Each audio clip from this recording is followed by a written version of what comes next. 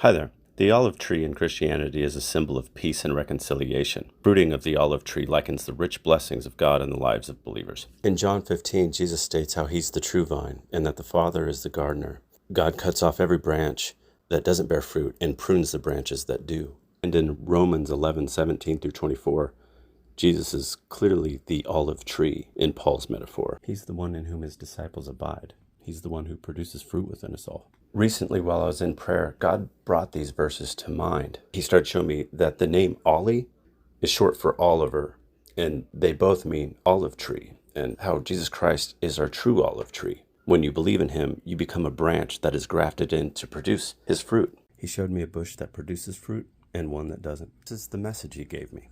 The word olive changed. He said, Ollie, Ollie, Oxen-Free. Before I get too much into Ollie, Ollie, Oxen-Free, mental illness, depression, and anxiety about the situations of life and the struggles. All these worries and sin can cause us to get lost spiritually. When someone's lost spiritually, panic, mental illness, anxiety, depression can set in. Being lost can be frightening. When you're lost, you can't think straight. Life can feel muddled. God started talking to me about lately my thumb's been numb because my work, I use my arm a lot, and the way I use it, my wrist moves a lot. So lately my thumb and my two fingers have been kind of numb, and God told me, just like your thumb, they've gone numb. He's also led me to stretches that are helping with that, so I found it funny, and he knew I would.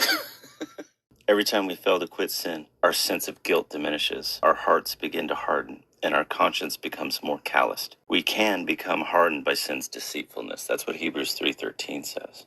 Sin can cause us to lose the joy of our salvation. Jesus is the vine, and his followers are the branches. So the joy of Jesus can enrich those who are united with him.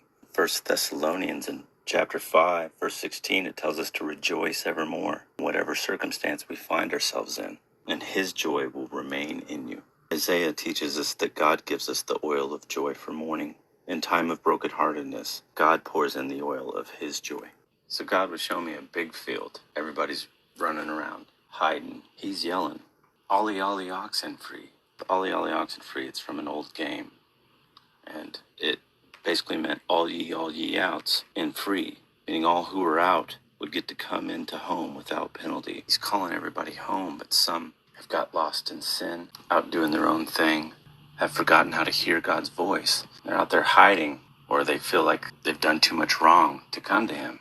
He's saying the opposite. He's calling you home, but some people just can't quite hear his voice. He's saying, no, not your work, my work.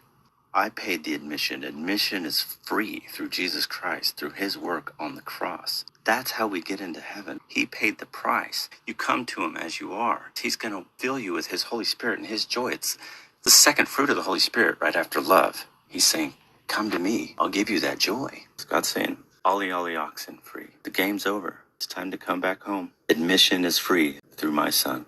That's how we get to heaven. He paid the price. Luke 15 teaches a glorious celebration will be in heaven over the one lost who returns back to the fold. Come back home. Father, let us not have a numb thumb, but a green thumb that produces fruit by abiding in you. Love you guys. God bless.